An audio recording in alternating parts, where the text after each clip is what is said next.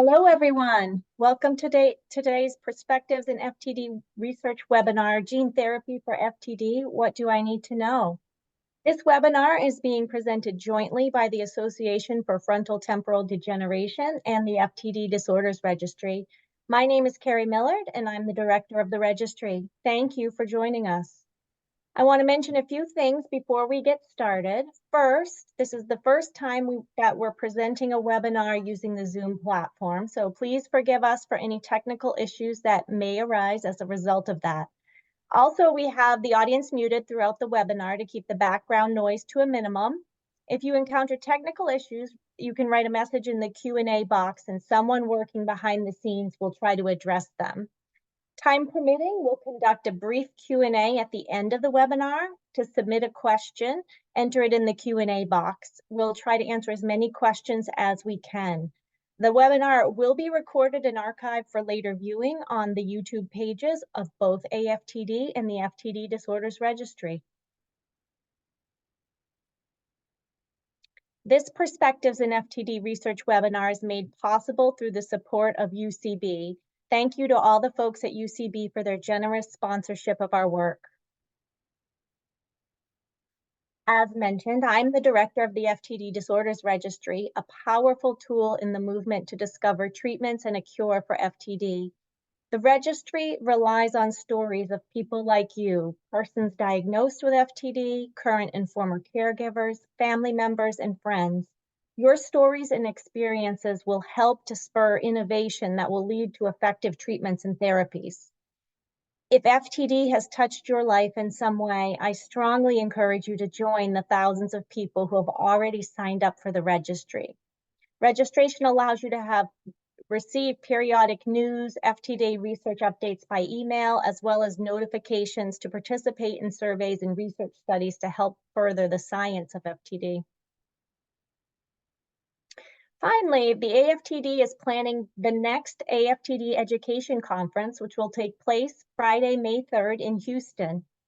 This annual conference brings together persons affected by FTD, experts in the field, and other healthcare professionals for a full day of learning and connection.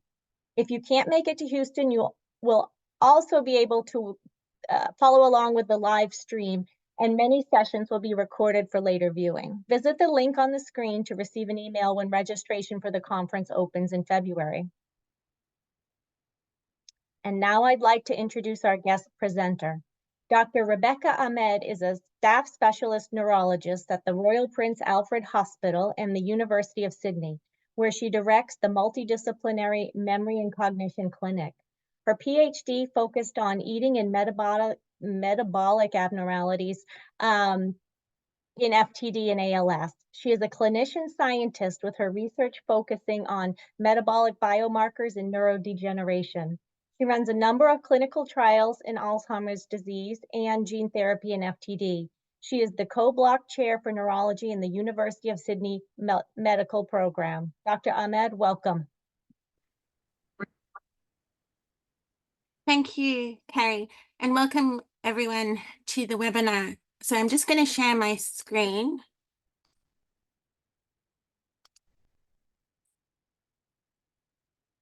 And so today we're going to discuss gene therapy in FTD. This is quite a complex topic, so I've tried to kind of make it simple to understand, but if you've got any questions, please ask them at the end. So these are my disclosures. So how does genetics work? Well, most of the cells in our body normally contain 46 chromosomes that are divided into 23 pairs. Each of these chromosomes contains many genes, which are small sections of DNA that carry out instructions for how our cells function and how our bodies function. Examples for this are what our eye color is and what our hair color is. So what do genes do? Well, they're part of the cells, and then from the cells, we have chromosomes, which then the genes form part of.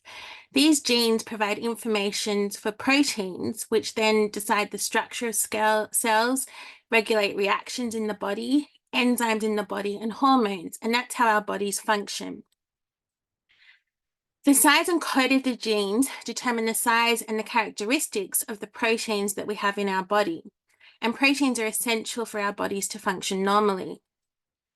So where do our genes come from? Well, essentially they come from both our mother and father. Each of our mothers and fathers have 23 pairs of chromosomes that they inherited from their parents. And then there are complex interactions when these cells divide. And essentially when the mother and father have eggs and sperms, each of those cells are made up of chromosomes that are a mixture of our mother and father. And then we then pass them on to our next generation. In terms of the major neurodegenerative diseases, the most common ones are what we call autosomal dominant. And that's where that you either have an affected mother or father and with a gene that causes the disease, and they pass this gene on to their offspring. If your parent, one of them has an abnormal gene that is an autosomal dominant form of inheritance, then there is a 50% chance that the children will inherit the gene. So this is an example of a father who has the affected gene, which is purple, and he passes it on to 50% of his children. The affected mother doesn't have an abnormal gene, and so she doesn't pass anything on. So 50% of their children will carry the gene. So that's one mutated copy gets passed on to the offspring. With autosomal dominant genes, these tend to show up in every generation of a family. So we'll now move on to talking about the genes that are involved in frontotemporal dementia. And I just wanted to quickly recap the different forms of FTD because it will make sense when we talk about the genes that cause FTD. So the most common form is behavioral variant FTD, where patients have changes in behavior and personality. And then there are two language forms, semantic dementia and progressive non-fluent aphasia, which have different changes in language. In terms of the genetics of FTD, most cases, about 90% are sporadic, which means that there isn't a causative gene and there's no family history of FTD. Approximately 10% of patients will have a faulty gene that is causing the FTD, and in most cases, that's autosomal dominant. 80% of these abnormal genes that we know about are caused by 3 different genes, and they're called the MAPT gene, the granulin gene, or the C9orf72 gene. What interestingly we know as well is that 30 to 40% of patients will have evidence of a strong family history, but we haven't discovered the faulty genes that cause their disorder. When we see patients, there are clues that there is a genetic cause to their FTD. We start to think that a gene might be involved if there's a strong family history. So that means 2 or more relatives have FTD or motor neurone disease. Patients who have a combination of FTD or ALS or motor neurone disease. And sometimes when patients have unusual symptoms such as delusions or hallucinations, we start to think that maybe there might be a genetic cause involved. So as I mentioned, the most common genetic cause of FTD is the C9orf72 mutation, with about 30% of cases being caused by that gene. And then the other common ones are the MAPT gene and the granulin gene. And then there are less common genes that we see in a handful of patients. So what I'm going to do now is take you through the major different genes that cause FTD and then talk about where we're making roads into treatments. So the most common gene is the C9orf72 gene, which was discovered in 2011. And essentially, this gene is known as a cause of both frontotemporal dementia and amyotrophic lateral sclerosis, which is motor neurone disease. This gene is located on chromosome number 9, and it gives instructions for making a protein in the cells called TDP43. We don't know the exact function of TDP43, but what we do know is it builds up in cells and causes damage to the cells. And this is, as I mentioned, an autosomal dominant condition. So patients with the C9orf72 mutation tend to have a family history of FTD and ALS. They tend to have a diagnosis of behavioral variant FTD, but some patients can have progressive non-fluent aphasia. It can be linked with ALS, and it is also linked quite strongly to psychiatric illness. And a lot of patients can present with funny delusions and hallucinations. The next most common gene is the MAPT mutation, and this is located on chromosome number 17. And this causes a buildup of another protein called tau that essentially can cause damage to the cells. Again, this is an autosomal dominant inheritance gene, and patients have a family history of FTD. Behavioral variant FTD is by far the most common presentation of patients with the MAPT mutation. But again, some patients can get a progressive non-fluent aphasia. Also, some patients can get other conditions that we know are linked to FTD, such as progressive supranuclear palsy, and also can have signs of Parkinsonism, which is difficulty with movement and a shuffling gait. The next most common gene is the progranulin gene, and this is located on chromosome 17. And again, this causes a buildup of TDP43.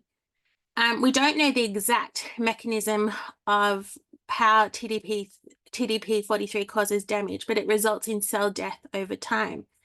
And patients with mutations in the progranulin gene have a reduction in a protein called progranulin, and that's probably responsible for the damage to the cells. And again, this is an autosomal dominant condition. Again, patients will have a family history of FTD. The most commonest presentation is the behavioral variant FTD. The age of onset is usually around 60 years, and they again can have signs of Parkinsonism. So that's the shuffling gait, rigidity, and a tremor. So probably in the last 5 years, there's been a real interest in how gene therapy can be used to treat these conditions in patients who have an abnormal gene. So gene therapy is a treatment that modifies a person's genes to delay or cure a disease. And they work by several mechanisms. What we can do is we can replace a disease-causing gene with a healthy copy of the gene, or we can inactivate a disease-causing gene so it's not functioning properly, so it can no longer cause damage, or we can introduce a new or modified gene into the body to help treat a disease. So there are different types of gene therapy, and it gets quite complex. But essentially, the different types of gene therapy include what we call plasmid DNA, where essentially we introduce a DNA molecule that carries a good gene into the human cells to replace the abnormal gene. We can also use what we call viral vectors, which is essentially when we get a virus and we put a normal gene in that virus and then introduce the virus into the body, and the virus carries the good gene into the human body to replace the abnormal gene. The virus doesn't cause any damage to the body. We can do this as well with what we call bacteria vectors. So take a bacteria and put a gene into it and use it as a way to introduce the good gene into the body. We also have what we call human gene editing technology, where we can disrupt a harmful gene and repair a harmful gene. And then the last type of gene therapy that's currently being researched and used is what we call cellular gene therapy, where we remove a group of cells from the body. So that can often be blood and lymphocytes. And then we modify those genes and then reintroduce them into the body. This is being used quite commonly in treatments of leukemia and lymphoma and hematology clinics. So really these gene therapies are being trying to be introduced throughout the world through initiatives such as the FTD Prevention Initiative, which are really pushing for patients with FTD around the world to have access to clinical trials and gene therapy. And these are the lists of current trials that are being conducted in FTD. And as you can see, it's quite a promising field, and there are a lot of trials going on. So what I wanted to do now is explain to you the gene therapies that are currently available in FTD and what questions you should be asking if you want to be involved in one of these therapies. So the main trials currently for FTD gene therapy involve the progranulin gene. And really, as I mentioned, this progranulin is a gene that produces a protein called progranulin. And essentially, if you have an abnormal progranulin gene, then you have a decrease in your progranulin levels. and that causes damage to the cell, and we get an accumulation of a protein called TDP43 that then somehow destroys the brain structures and leads to cognitive decline. So there are three main types of therapy that are being trialed to change the outcome for patients with the progranulin gene mutation. The first type is what we call antibody therapy, where essentially what the antibody does is it tries to block the breakdown of progranulin. So there's more progranulin in the body, so you don't get cell distraction. There's also what we call protein replacement therapy, where patients are given infusions of the progranulin protein to try and increase the level of progranulin. And then the last type, gene therapy, where we introduce a normal progranulin gene into the body to try and replace the abnormal gene. So these are the current trials in gene therapy in FTD. And as I mentioned, at the moment, they're widely focused on the progranulin gene mutation. There was one recently for the C9orf72 mutation, but other mutations, with time, there will be clinical trials as well. So what I wanted to do is briefly go through each of these trials and give you the main features. So the first set of trials for progranulin involve viral vectors. So as I mentioned, this is where you take a new gene that we've manufactured outside the body. They put it in a viral vector. So the viral vector is like a car or a transport vehicle that then is introduced into the body. And essentially, the hope is that the body takes up this virus and introduces the new gene into the cells. The virus is inactivated when it enters the body, so it doesn't cause any damage to the human body. It's then hoped the gene is introduced into the cells and then it replaces the abnormal gene. There are different ways of introducing viral vectors. There's what we call intracisternal delivery, where it's essentially like a lumbar puncture but higher up in the neck. So they place a needle in the back of the neck under radiological guidance, so they know exactly where they're going, and they introduce the drug that way. There are ways where they can introduce it directly into the brain. There are trials going on, for example, in other conditions where they give it through a nasal spray and also intravenously through a drip into the arm. So the first study in FTD is a study by Eli Lilly called the PROCLAIM study, where they're using viral vectors. And essentially they're using the virus adenovirus number 9 to introduce the normal progranulin gene into the body. This involves a cisternal puncture, so that's the puncture at the back of the neck, and patients have to undergo an anesthesia to deliver the drug and usually stay in hospital overnight. And all of these studies are very similar, that you have to usually be aged between 30 and 80 years. You have to have a mutation in the granulin gene, and also have a study partner who can help you through the study. The second viral vector study that's available is called the Passage Bio study. And this is called the UPLIFT-D study, which is investigating gene therapy that, again, is associated with a viral vector, but this time they're using adeno-associated virus number 1. So these viruses have different names, but they're using that virus to introduce a normal granulin gene into the body. Again, patients have to have a cisternal puncture and an anesthetic, and there are similar ages to be involved. The third viral vector study available is the AVIDO-Bio study, and that study is called the ASPIRE FTD study.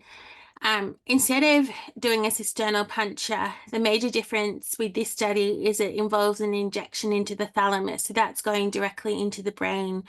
And again, patients have to have an anesthetic, and you have to have a mutation in the granulin gene. The next studies that are involved are slightly different to the viral vector studies. So there's a Denali study where they're using a drug that they're giving intravenously, so that's through a drip into the arm, and that essentially involves giving a protein replacement therapy, so something similar to progranulin to see if that helps patients with the progranulin mutation. And then the last study available for patients with the progranulin mutation involves antibodies, and that is the ELECTA in Front 3 study, where essentially they're using a drug called lisatinib. They're very hard to pronounce, but essentially what that aims to do is stop the breakdown of progranulin in the body to improve progranulin levels and essentially hopefully delay or cure the disease. The ELECTA study has recently closed to recruitment, and we wait with interest the results of that study. So there are all the studies for the progranulin mutation. Recently, there was a study for the C9orf72 mutation that was very promising, but unfortunately, when they looked at the interim results, they found that it didn't show any benefit. So the study was stopped early on. But this used a different form of treatment, which we call antisense oligonucleotides. And this is where it gets quite complex. So from our genes or our DNA, we make a kind of intervening step before we get to the proteins that are involved in cell function, and that's called messenger RNA. And essentially that drug used what we call these antisense oligonucleotides to try and change the messenger RNA, which then affected the proteins that were produced. So this is different to traditional drugs that we might take normally, which act on the proteins. It's actually more on the messenger RNA to try and change the disease expression and the disease progression. So that's another form of treatment that probably will be trialed in other disorders in the near future. So that's kind of a quick overview, and I realize it's quite complex in the trials that are available in FTD. What I wanted to talk to you about now is more in general what's involved with a clinical trial and the questions you might ask yourself before getting involved with a clinical trial. So what are the difficulties with clinical trials? So often it's getting access to clinical trials because they're usually based at big centers throughout the world. And often drug companies will pay for patients to travel to these centers because they want patients to be involved in the studies. The other major issue with the clinical trials, particularly the ones involving gene therapy, is getting access to genetic testing. So if you think that you might be at risk of having an abnormal gene, you need to talk to your doctor about how you get access to genetic testing and what the cost of that involves. Often being involved in clinical trials can be quite time consuming.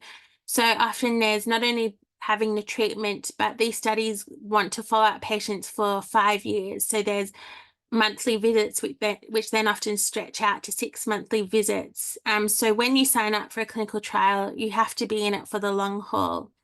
They're often demanding with many visits, and each of these treatments can have potential side effects. And that's the whole reason that we do clinical trials, to work out what the effects of the drugs are.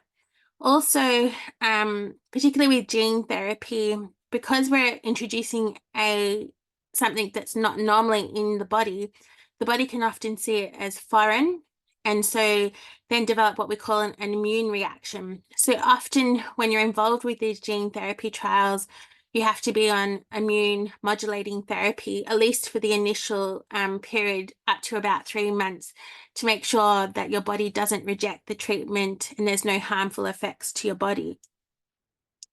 But on the flip side, there are a lot of benefits for clinical trials.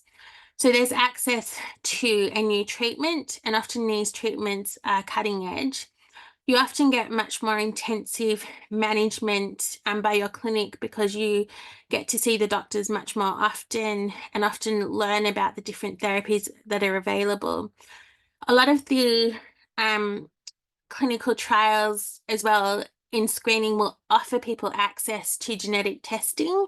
So that's one way that you can get access to genetic testing if you're screened for one of these trials.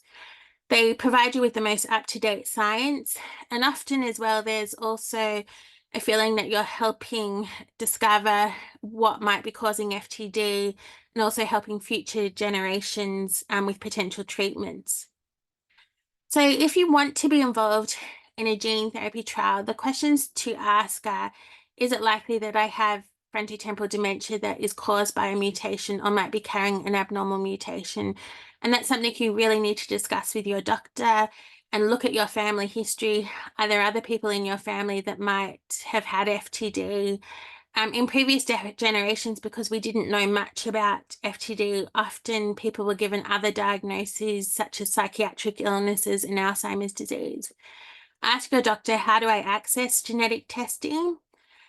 Genetic testing is not something that we do quickly or just kind of as one test, because it does have implications for your family.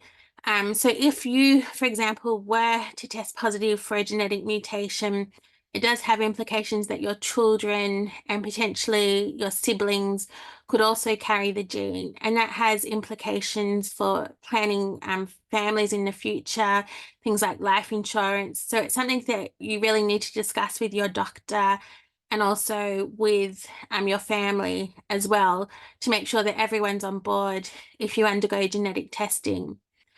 The other kind of question to keep in mind with the gene therapy trials is, often if you participate in one trial, you're not eligible for other trials in the future if new treatments become available. So that's something just to keep in mind, that the trial that you choose, this might be your kind of one shot at treatment. So you need to make sure that you understand that with your doctor and kind of what other trials might be out there. On the flip side of that is that often trials take years and years to come on board. So I wouldn't necessarily wait for another trial if you got offered a trial currently. It's also important to discuss with what trials might be coming up with your physician. And then there will be the majority of people that actually don't have an underlying mutation that causes FTD. And then you should have a discussion with your doctor about what other trials might be available for you with FTD. In Australia, we have other trials for people who don't have a genetic mutation. So that's something to keep in mind as well. There are often a number of good resources to look at, including clinicaltrials.gov, which lists all the different trials that are available around the world. And of course, the Association for Frontotemporal Dementia can also provide useful links and information. So that's a quick overview of the current state of gene therapy and FTD, and I'd be happy to answer questions at the end. Thank you.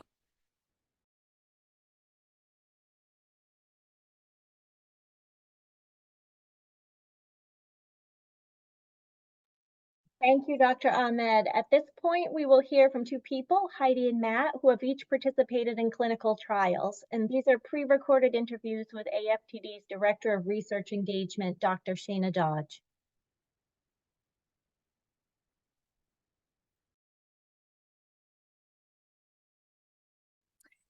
Good morning, Heidi. Thank you so much for joining me. I was hoping we could start off with you telling me a little bit about your family's odyssey with FTD and getting those FTD diagnoses. We had gone 6 months to like 8 months trying to figure out what was going on with both of these people in my life, my mom, my grandmother, who were both having the exact same symptoms at the exact same time. And all we knew, they were mother and daughter. So it was a relief to finally find out what was going on. But then it was also scary to hear that there was no cure, there was no treatment. And then you're sitting back, not only are you losing your mom, but I was also losing my grandmother at the exact same time.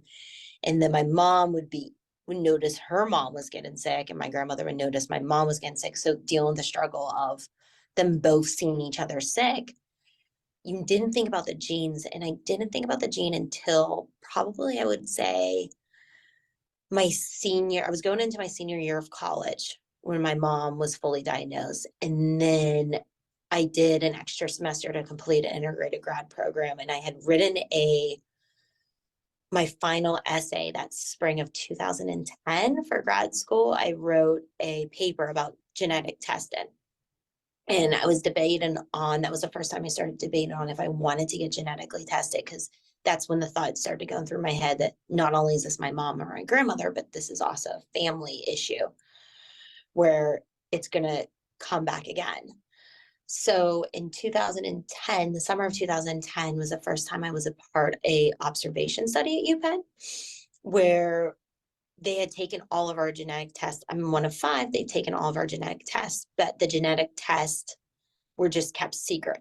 It was just for an observation. And the purpose of the study was for the 5 of us to come back every year and to compare cognitive tests on a sibling that had it versus a sibling that didn't have it, to see if they could find early signs of it. But the fund didn't stop for it.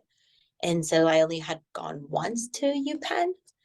And then 2013 was when my mom passed away in the March of 2013. My grandmother passed away in November of 2013. So I kind of stepped away from FTD for a while to emotionally take a break. And then in 2018, while at work, I had found a posting on clinicaltrials.gov for what is now the all FTD observation study. And I decided to join that. And they had asked me if I wanted to be genetically tested. And my response was, I will get genetically tested once, or I will find, actually, I've been genetically tested, but I will find out my results once I know there's a clinical trial and there's a way to prevent it. So a year later in 2019 is when they had approached me for the clinical trial. And that was when I found out my results. At first, it was okay to find out the results, but then afterwards it was tough because I had to keep it from my family. And then when my family had found out, a lot of my siblings were not happy because they felt like it was opening up the can of worms of FTD again. And I think the hardest, when it really hit me that it was real, that I had the gene, after I found out the results, I felt fine with it until I went in for the screening visit. And when I went in for the screening visit, I had to get a spinal tap to get that baseline spinal fluid drawn.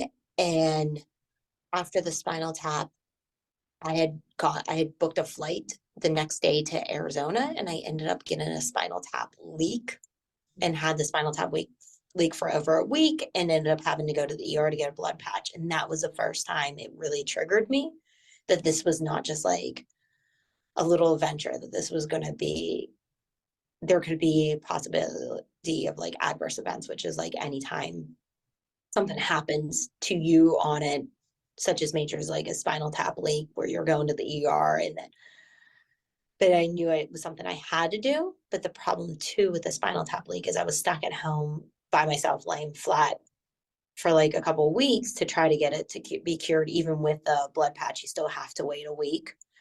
And I couldn't open up to my family what was going on. So when my family figured it out, I did have one sibling that had stopped talking to me for 8 months, just to kind of, because they needed to process the information.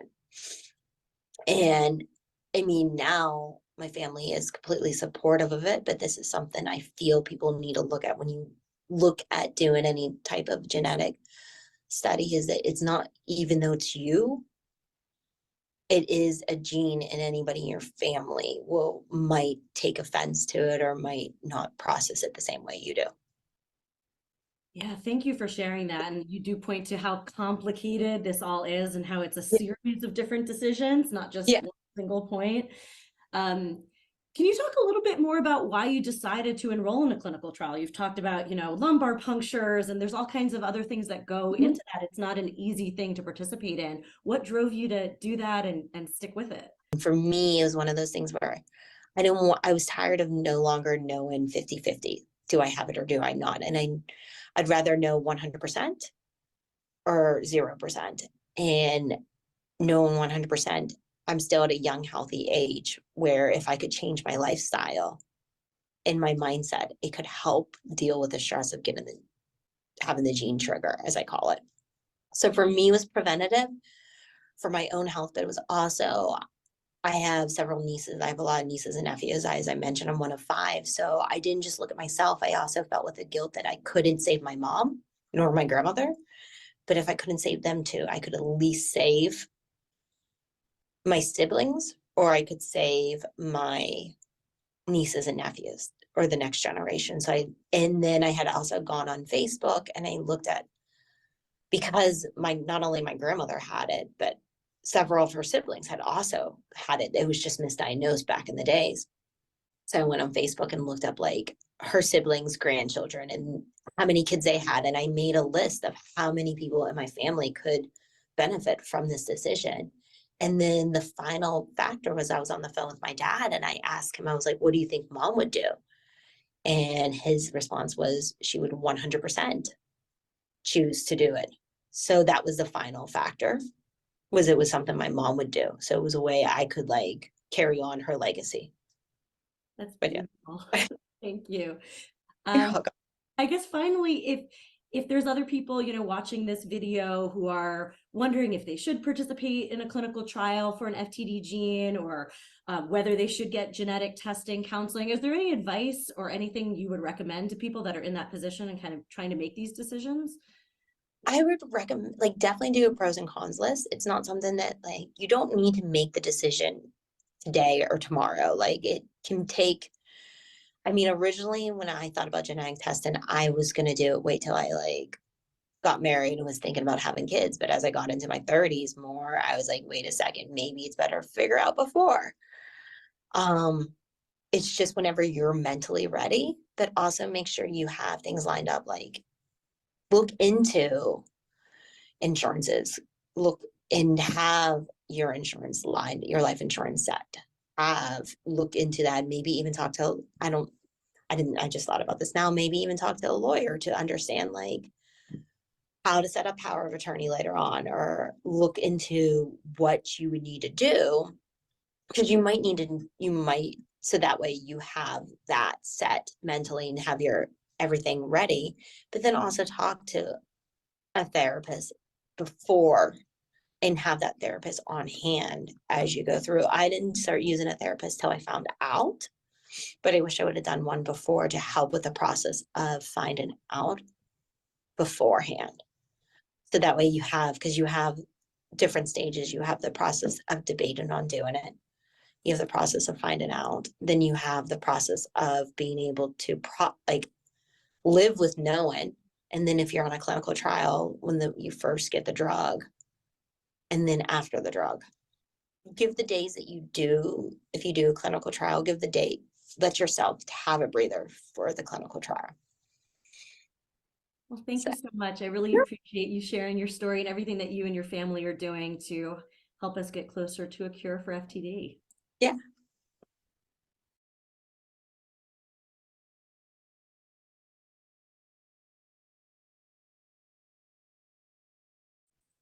Hi, Matt. Thank you so much for talking with me today about you and your family's experience with clinical trials for FTD. Of course. Thanks for having me. Of course. I'm wondering if you could maybe give me just a really quick background on your mom's odyssey with getting a diagnosis, and then we can talk a little bit about how that led to participating in a clinical trial. Yeah, absolutely. So, I think my mom went through a long diagnostic odyssey, which I think a lot of people in the FTD realm do. She was first diagnosed as having a stroke. So when she was diagnosed with having a stroke, she started going for therapies and stuff, and they did like the neuropsychiatric testing. They're like, oh yeah, she had a little stroke, everything's cool. But as time was going on, we were noticing a progression or a change in her symptoms. So we wanted to get another opinion. At that point, we took her to a neurology clinic in the area, where she was told that she had Alzheimer's, which I think is what a lot of people fall into, that they're told that they have an early onset form of Alzheimer's because it's the Occam's razor of neurological diagnoses. So, I do have a background in science and healthcare. I was like, I know that I was like, what can we do about this? To be proactive or try to make some kind of impact. So we originally did try to enroll my mom in a trial for that Alzheimer's diagnosis. There was a really great coordinator for the research there, who did all this free testing, like beta amyloid scans and all this. And he told me, he was like, I don't know how to tell you this, but she doesn't have Alzheimer's. She doesn't have any of the biomarkers that are associated with Alzheimer's. He's like, I think it's something else. So that's when we knew. I'm like, okay, so this is definitely not Alzheimer's. Like we kind of already thought, what do we do from here? So, having worked in academia for a while, I was like, let's look to big name institutions. They always have better resources and they're going to look at things a little bit more discerningly. So we ended up actually going to Columbia, where they said that she did have an FTD disorder, but they said that they didn't feel that it was genetic in nature because it's so rare. And I did push. I said, well, maybe we should do testing just to see. And they were like, no, it's not. The same day, my sister also works in healthcare. There was a new neurologist at her job who saw my mom via Zoom after that appointment, who said, she had all this testing. Did she ever have a spinal tap done? And I said, no, she's had everything else done but that. It's invasive, but we said, we need some definitive answers to know what we're dealing with, because, that's half the battle. So we did bring her in for that, and he called us and said that she had this marker called TDP43, which is associated with genetic forms of FTD. So he did suggest that we get genetic testing, and we were like, absolutely, like, let's go for it. And he did the testing, and a couple of weeks later, they told us that she did have GRN-related FTD. She had a loss of function mutation in GRN, which to us, believe it or not, was actually kind of relieving in a sense, because one, we knew what we were dealing with at this point, which, knowing the monster, that's always what they say, you got to know the monster you're dealing with. But then we also knew that with GRN, there's a lot of research into it. There's a lot of different options. And with the job I do, I actually look for clinical trials for patients all day. So I popped onto clinicaltrials.gov. I looked for what was available, and I found this gene therapy that was happening at UPenn. And by happenstance, the new neurologist my sister recommended had worked at UPenn, got us connected with them, and we got her enrolled in the trial. And, we started that process, which, just so everyone knows, that's not a one and done scenario. There's a lot of pre-testing, a lot of different things that go into it. But she did qualify and did receive that treatment. And that's kind of how that went. Wow, thank you for sharing that. And what was the actual experience of participating in this clinical trial like for your mom and for your family? I will say, so Penn's incredible. Everybody there has been so incredible to work with. And I want to make that clear that every single person in the trial has been great, from the nurses to the coordinators to the doctors. Does that mean that it's always going to be rosy for you as the family member? Absolutely not.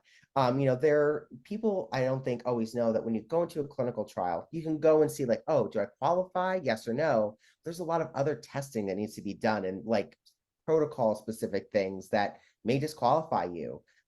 So it is definitely nerve-wracking in the beginning when you're like, am I going to qualify? Am I going to be able to get this therapy? Because not everyone, in the research setting, they're looking for kind of like these optimal patients that they're using, this optimal like group of patients. And there's a lot of things that they could say, no, they're not eligible, they're going to throw off our data. So that beginning portion is really, waiting for all the different tests to come in and asking like, does she still qualify? Yes. Does she still qualify? Yes. Does she still qualify? Yes. So yeah, every person we worked with was incredible and is incredible, because my mom is still alive and still participating. And we love them and they love us. We think we know. I'm just kidding. But yeah, there is a lot of uncertainty even in that setting. I mean, the whole idea of a trial is uncertain, but getting in and participating is also uncertain. So it's always important to be aware of that aspect of it. But if you want to go for a trial, absolutely do it and go for it, because it's how we're going to find an answer for what's going on or find a meaningful treatment. That's great to hear. And so it's interesting to hear, a lot of it is decision making on you and your family's part about deciding, do I want to participate in a trial, which one? But there are some aspects that are out of your hands in terms of whether, you'll qualify.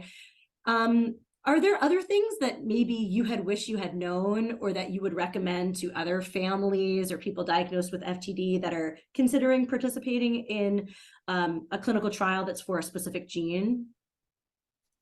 Yeah, I think one of the things is like, we were not, so as I said, I work in healthcare, so I was a little bit knowledgeable about this stuff already. I think what's important to know is that, doing the trial is going to really, as I said, help us find meaningful treatments, but it depends upon what phase you are in the trial and how open they are. You may not always get a lot of feedback about what's going on. Like, you will get clinical feedback from the doctors, of course, like, this is how things are going from the clinical standpoint, but they may not be able to fully answer some of your questions about, like, oh, like, is this biomarker where it needs to be? Is this level where it needs to be? Like, is this good? Is this bad?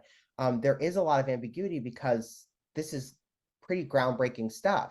So there's a lot of there's not really answers for the questions you may have. So it's important to know that going into this, a lot of times these trials make scientific sense.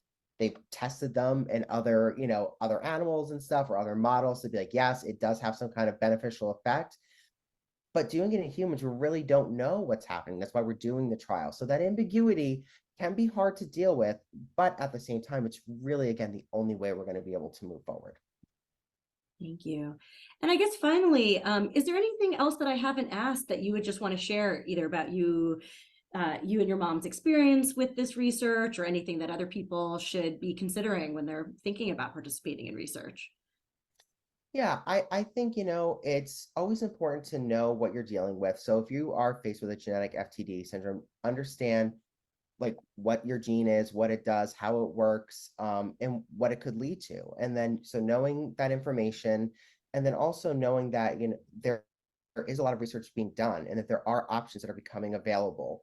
And like, I don't want to be like the person's like, go and do it, but I know if it were me, if it were in my shoes, like if I were to get tested and know that I have this genetic mutation, I don't know that, just as an FYI, I would do it because I know that I want to have available options to me, and that things aren't so hopeless.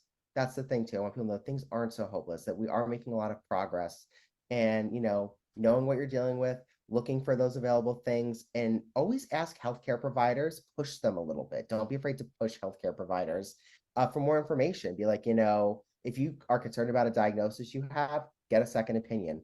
If you know what you're dealing with, but you don't feel like they're giving you enough information, say like, hey, like, are there clinical trials? If not, can you show me how to look them up myself? Be an information seeker. That's really what's going to help in the long run, because knowing the monster you're dealing with is how you're going to defeat it. Thank you so much for sharing your story, and for you and your family contributing to the science of FTD. I really appreciate it. Thank you. And I'm wishing you and your family the best. Of course, thank you. And thank you again for having us and letting us, speak on this. It's important that people know what, the reality of these situations. Thanks.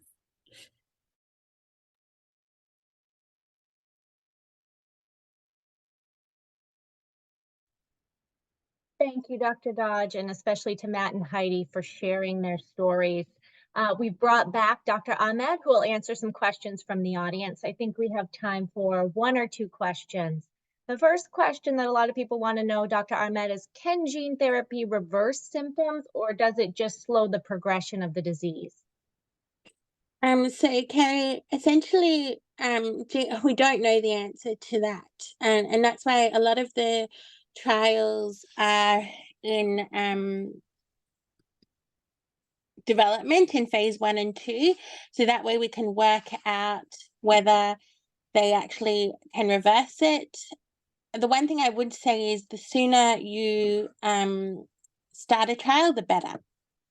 So if you're pre-symptomatic, for example, that would be the time that I would be talking to my physician, what trials are available for me. And that brings up a second question about if somebody carries a genetic mutation but doesn't have symptoms yet, can they enroll in these clinical trials?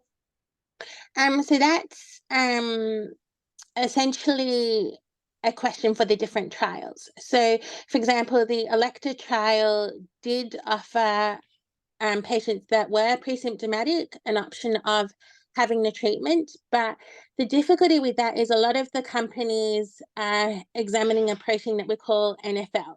And NFL is a protein that our brain cells essentially produce when they're damaged.